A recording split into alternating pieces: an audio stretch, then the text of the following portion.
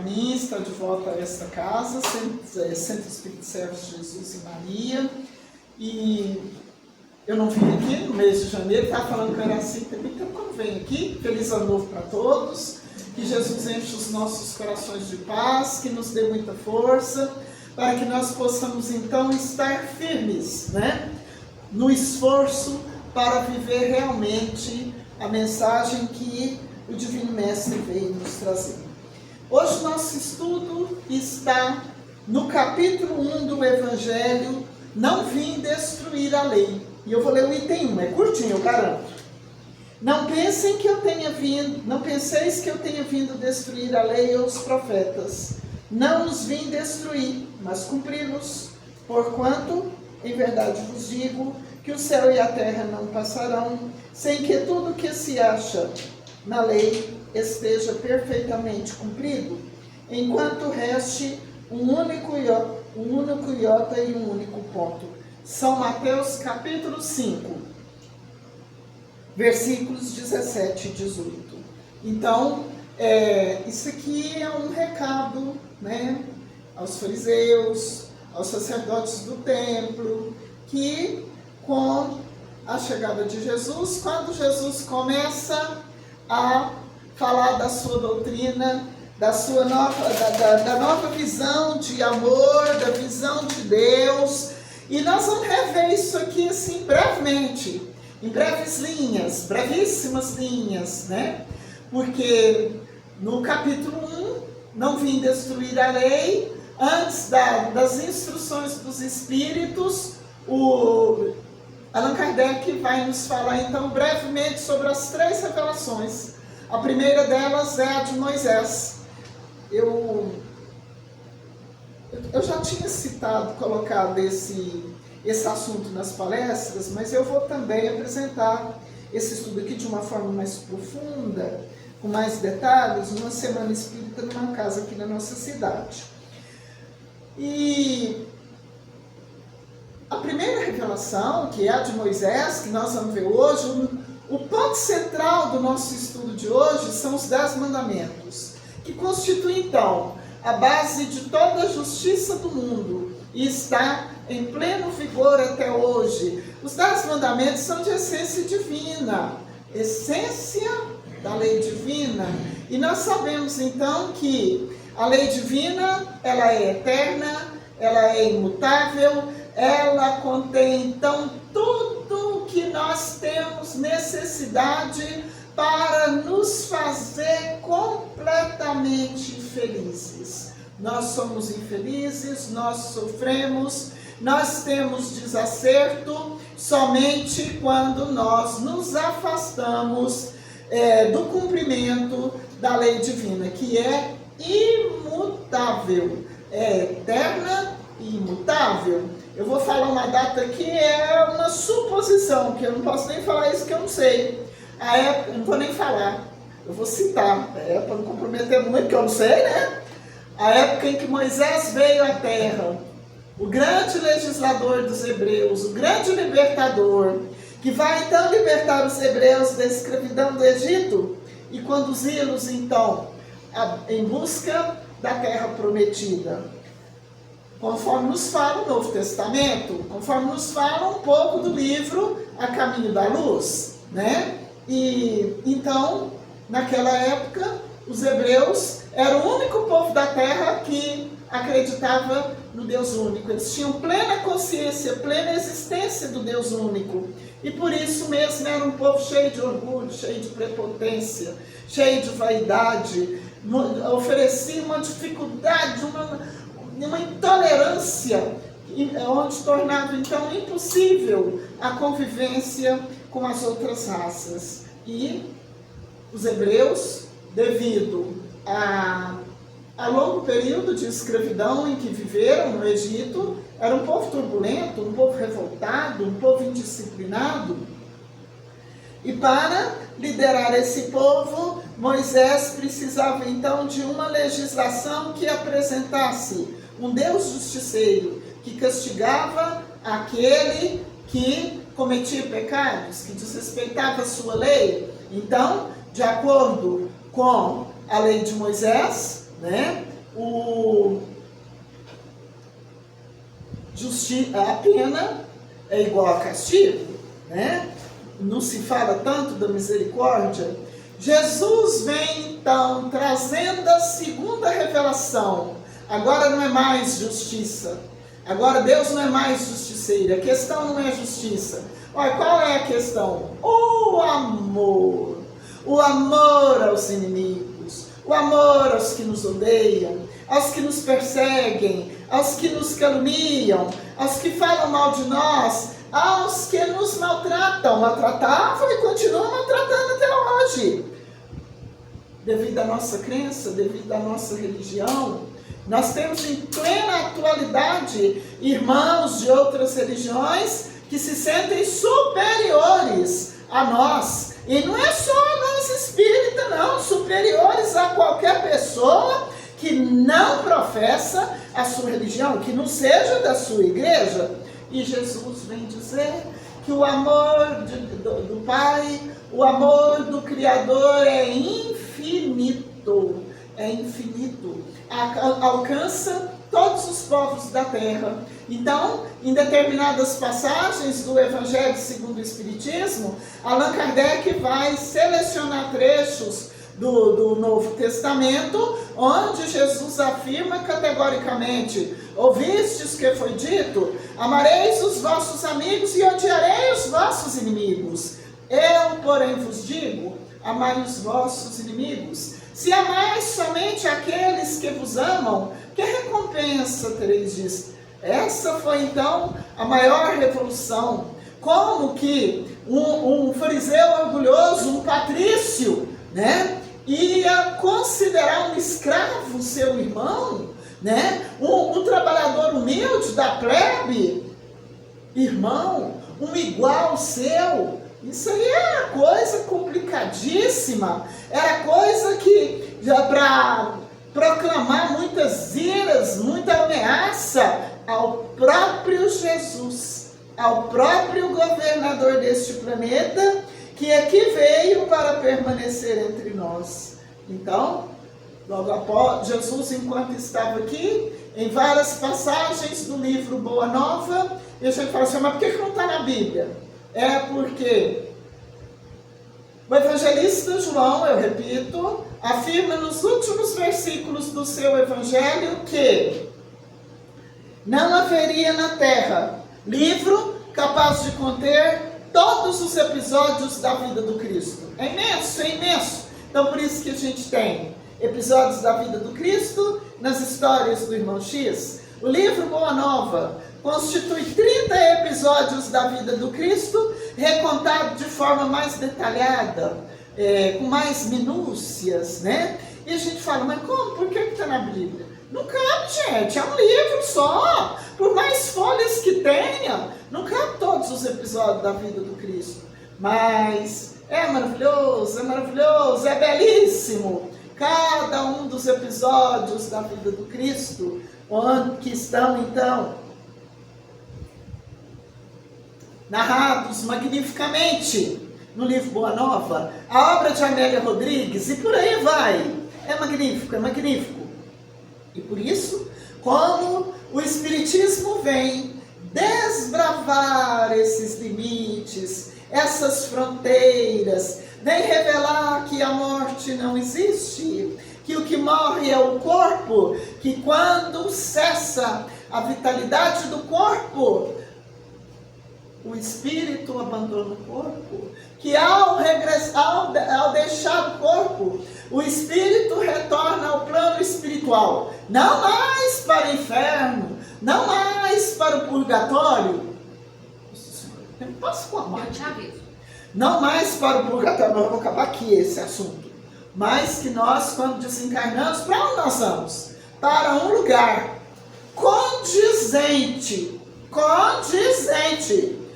o que a gente fez, falou e pensou, condizente com a forma com a qual nós enfrentamos os nossos problemas, as nossas dores, as nossas dificuldades, condizentes com a forma como a gente compreendeu e viveu a lei de Deus, né?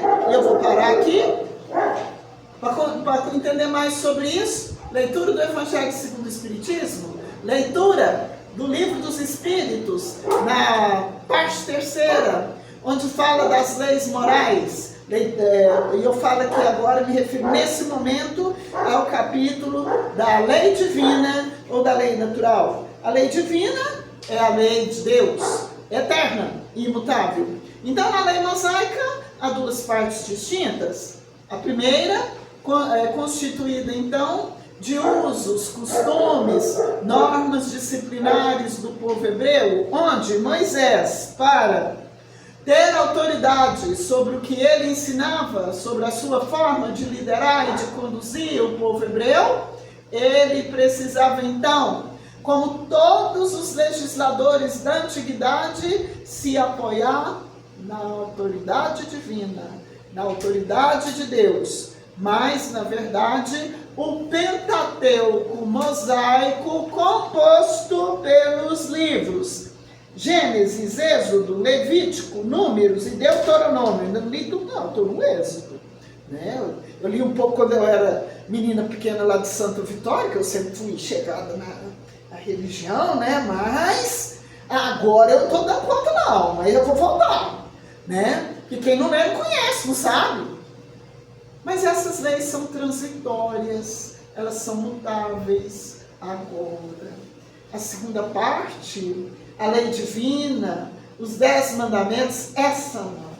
Essa é de essência divina, imutável, continua em vigor até hoje, assim como a revelação de Jesus, assim como a doutrina espírita, que é então o Consolador prometido por Jesus, são imutáveis. Uma revelação não contradiz a outra, elas são harmoniosas entre si, elas se combinam, elas se completam, né? E os 10 mandamentos continuam sendo, então, a base de toda a justiça divina até hoje. E vamos lá, o primeiro mandamento: eu sou o Senhor vosso Deus, que vos tirei da casa do Egito, da casa da servidão. Não tereis diante de mim outros deuses estrangeiros, não fareis imagem esculpida, de forma nem figura alguma, do que está em cima do céu, nem embaixo na terra, nem do que quer que esteja nas águas sobre a terra.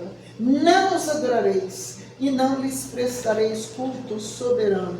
Mas por que desse mandamento? Na época, a humanidade era o que mesmo? Politeísta. Cultuava vários deuses. Os hebreus eram o único povo da terra que conhecia o Deus único. E eles tinham certeza da sua crença, certeza dos dons espirituais, da vida espiritual. Daí o seu orgulho, a sua prepotência, né? Então, aqui o Pai Celestial proclama a sua existência. E uma coisa muito importante para a gente, para a nossa reflexão, a primeira, meus irmãos, não pensem que agora todo mundo vai sair daqui, ó, sabidão nos 10 mandamentos. Mas que esperança, meu Deus do céu! Isso aqui é lição para toda a vida. Agora eu quero que todo mundo saia assim, preocupadinho, que leia esse capítulo 1 do Evangelho segundo o Espiritismo várias vezes, que depois leia o capítulo 7 do livro A Caminho da Luz, o povo de Israel, que são os hebreus, onde há informações importantíssimas. Quanto mais a gente lê, mais a gente aprende, mais a gente conhece a lei de Deus, mais a gente vive melhor e mais feliz, né? Então Emmanuel fala em capítulos outros do livro da Luz, do livro A Caminho da Luz, que houve um tempo em que a sociedade romana possuía mais de 30 mil deuses. E nesse contexto, a religião ela é muito mais um protocolo do que uma crença real. Oferenda para isso, oferenda para aquilo, oferenda para aquilo outro. Mas o cristão não oferece oferendas materiais. Porque como nos ensina o capítulo 10 do Evangelho segundo o Espiritismo, bem-aventurados os que são misericordiosos, lá naquele item que se chama assim, ó, o sacrifício mais agradável a Deus. O cristão não oferece oferendas materiais. E espiritualizou o sacrifício. Mas então que sacrifício que ele oferece? sua própria consciência, sua paciência, o seu amor, a paciência de lutar com as dificuldades, a paciência de compreender o outro, a compaixão pelo próximo, a vivência plena do amarás o teu próximo como a ti mesmo, conforme nos ensina o Mestre Jesus, porque não adianta conhecer toda a lei, toda a ciência, toda a doutrina, a linguagem dos anjos, conforme nos ensina o apóstolo Paulo, se a gente não pratica a caridade. E o que é a caridade? É prática incessante do amor. Então, o amor a Deus agora é espiritual. É de todo o nosso ser, de todo o nosso espírito, conforme afirma Jesus no seu Evangelho. O primeiro mandamento: amarás o Senhor teu Deus de todo o teu coração, de toda a tua alma, de todo o teu espírito. É de verdade. Não basta o título da religião, mas de jeito nenhum, de jeito nenhum. Não basta o médico possuir todas as mediunidades. Também não basta. Não basta divulgar o Evangelho de Jesus. Ai, meu Deus do céu.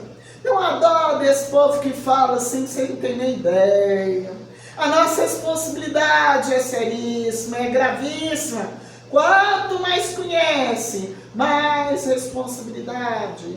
Pelo que faz, pelo que fala, pelo que pensa, pela forma de conviver com os irmãos, né? Então, o que é que a gente precisa aprender aqui? A gente tem que viver o ensino em verdade, em espírito. Mas Jesus, sabedor de que é muito difícil compreender esse ensino aqui, né? E André Luiz, estudando esses mandamentos aqui, no livro Evolução em Dois Mundos, ele vai falar que a gente não pode imaginar a figura de Deus, se relacionar com Deus, nosso Criador e Pai, como se ele fosse igual a nós. Não é, não. É um ser cuja forma nós não podemos avaliar. Tem umas questões lá no Livro dos Espíritos que vai falar dos mistérios intencionais que a criação divina não permitiu que até hoje fossem desvendados por nós. Saibamos que o Deus, nosso Pai e Criador, nos ama, que o amor dele é infinito, que ele criou todo o universo. E o universo é muita coisa, né? Tantas galáxias, tantos planetas, tantos sistemas solares. Você nem falou desse negócio, não. É muito minha cabecinha. Poesia, literatura. Então, veja bem, o negócio é sério, né? Mas o que é maior? O amor, através do qual Deus governa todo o universo, por leis de amor, de justiça e de caridade.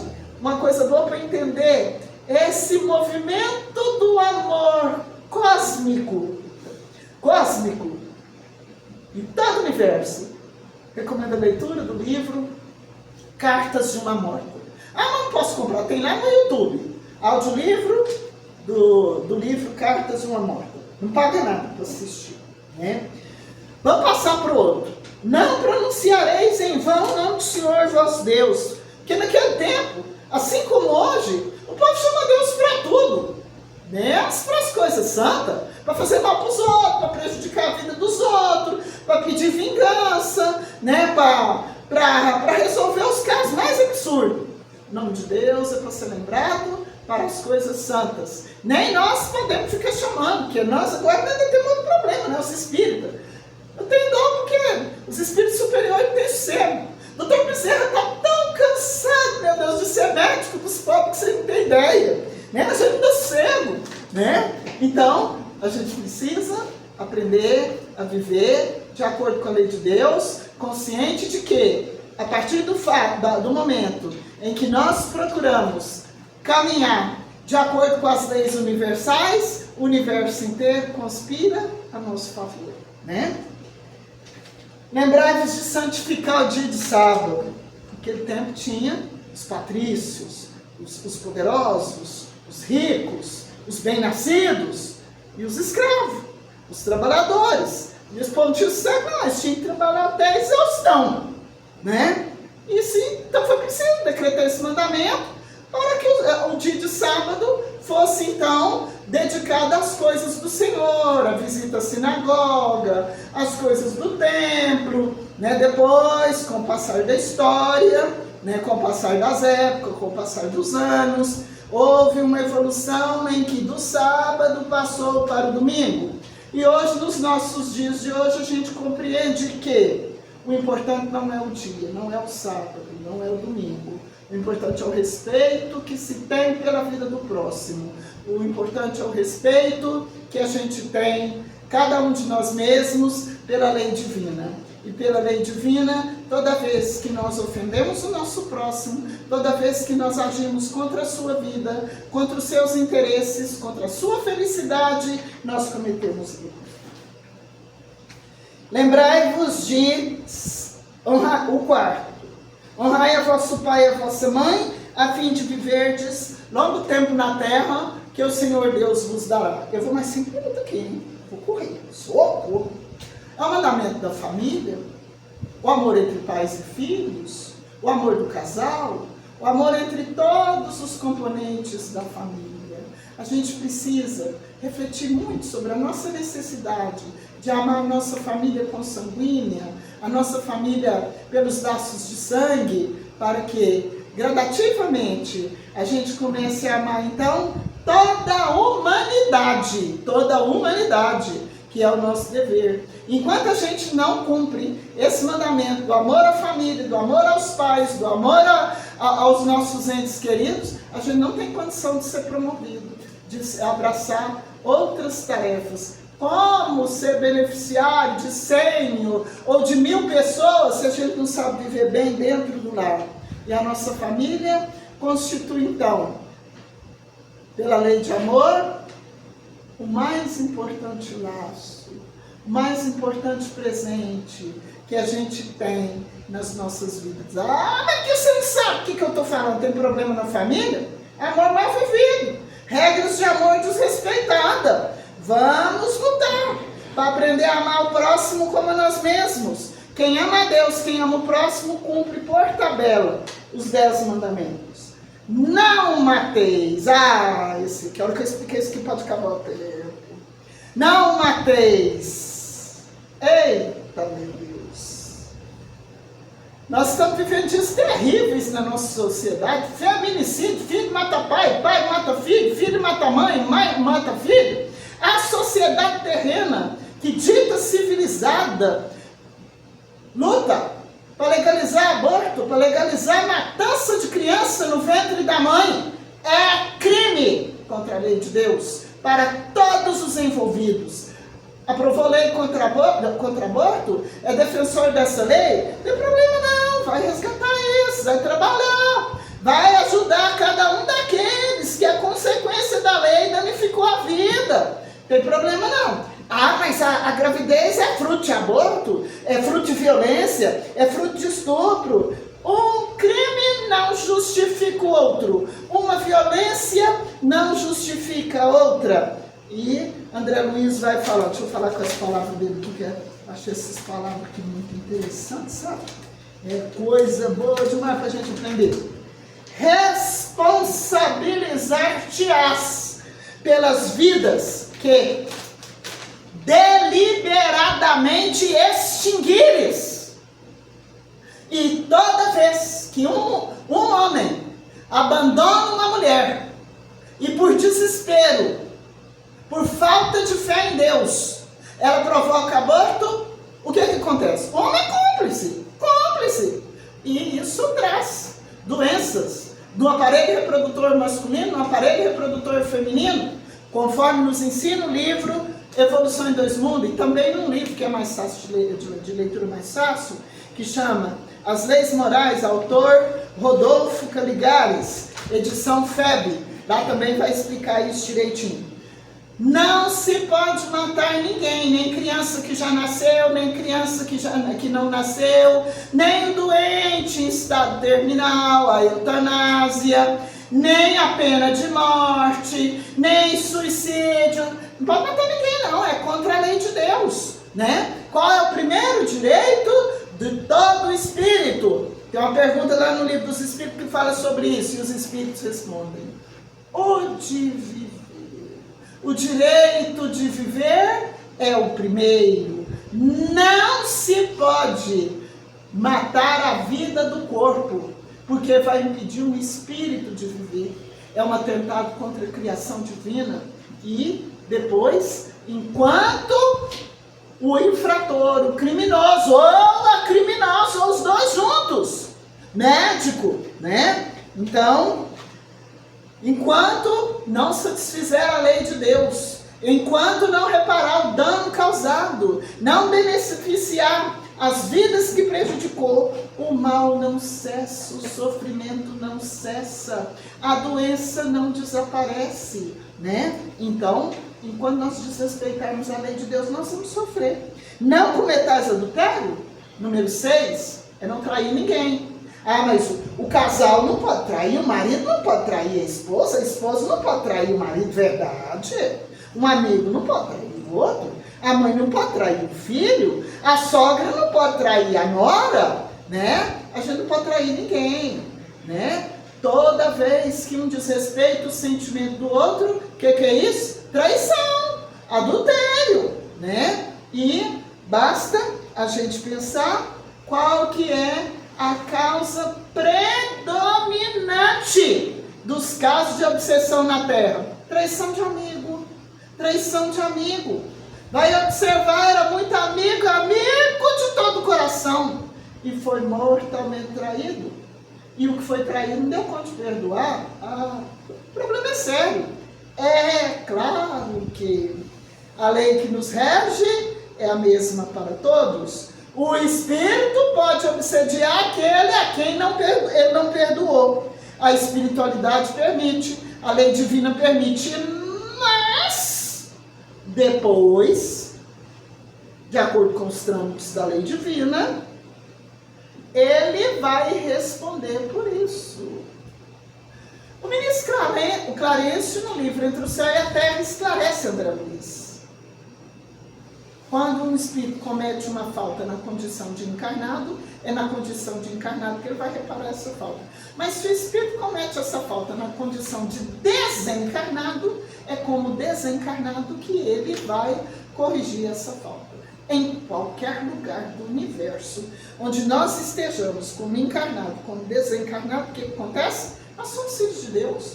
Nós estamos submetidos à lei divina, às leis que regem o universo. Enquanto nós não caminhamos dentro desse compasso estabelecido pela lei divina, a gente vai sofrer. Nós não temos felicidade. Nós estamos privados da nossa liberdade, né? Doenças psíquicas, emocionais, psicológicas, é complicadíssimo. Neurológicas, meu Jesus. O 7º, não roubeis. Nem o carro, nem a casa, nem o dinheiro, nem golpe dali, nem golpe daqui, nem golpe de herança, nem a felicidade do próximo, nem a alegria do próximo, né? Nem a saúde do próximo, nada. A gente não pode roubar nada do próximo. Deus dá para cada um de nós exatamente o que nós precisamos para viver, de acordo com as provas pelas quais a gente precisa passar. Quanto mais a gente conhece a lei divina, menos necessidade a gente vai ter de viver desse jeito. A gente vai ter aquele desejo, aquela confiança de caminhar em direção da harmonia para a qual a lei divina nos convida. 8. Não presteis falso testemunho contra o vosso próximo. Trair o próximo, mentir, assinar contra ele, depor contra ele. Uma vez eu li num livro, um juiz, enquanto estava encarnado, chegava lá no tribunal. Às vezes ele estava com as provas que inocentavam o réu na mão. E ele condenava. Mas por quê? Interesse financeiro, juiz parcial, comprado, né, pela lei dos poderosos. Mas não tem problema não. Cometeu desatino? Há sempre um juiz mais alto que nos julga, uma justiça mais completa, uma justiça sábia, amorosa e perfeita, a qual nada escapa. E todos nós estamos, então, submetidos a ela. Esse mandamento que eu contava, viu? Isso que dá pão para manga. O 9. Não cobiceis a mulher do vosso próximo, e nem o marido do próximo, viu? É gravíssimo desfazer o lar do próximo, destruir a vida da próxima ou do próximo. Mas o que vai acontecer? Primeiro, não vai ter felicidade nenhuma, né? Porque cada um tem seu pai. Se não está aqui na terra, tarefa humanitária, trabalha pelo Cristo. Eu tinha um amigo meu em Tuiutaba, fui lá fazer umas palestras, passei uma temporadinha lá com meus amigos de lá, e conversando. Aí eu falei para ele, conversei com ele, né? Que eu sou casado com Cristo. Ele falou que eu sou noivo de Cristo. melhorou, né? Então, nada de ficar cobiçando a mulher do próximo. E nem o marido da próxima. Foi claro? Tá claro? Tá certinho? Pois é. Se não tiver certo, vai orar. Vai pedir a Deus. É melhor ficar com a cabeça lá no chão. Pode orar. Não pode deixar ninguém escutar, porque esse é um problema, né? Mas pode. Até a vontade de fazer o mal passar. Porque se fizer, tem que refazer. Tem que consertar. Não cobiceis a casa do vosso próximo. 10. Nem o seu boi, nem o seu servo, nem a sua serva, nem o seu asno, nem qualquer das coisas que lhe pertencem. Vai ver o próximo feliz, rico, bem vestido, bem amado, bem cuidado com a sua família, né? Nós precisamos aprender a ser feliz e a viver perto de gente felizes. A felicidade do próximo nos mostra que se a gente não é tão feliz quanto, é questão de tempo. Porque a lei de Deus é de vida em abundância para todos. O que a gente não tem hoje, se comportar direito, se procurar viver bem, cada passo que a gente der, a gente caminha em direção da felicidade que a gente sonha e que a gente deseja. E o tempo acabou. Muito obrigado a todos. Que Jesus nos abençoe.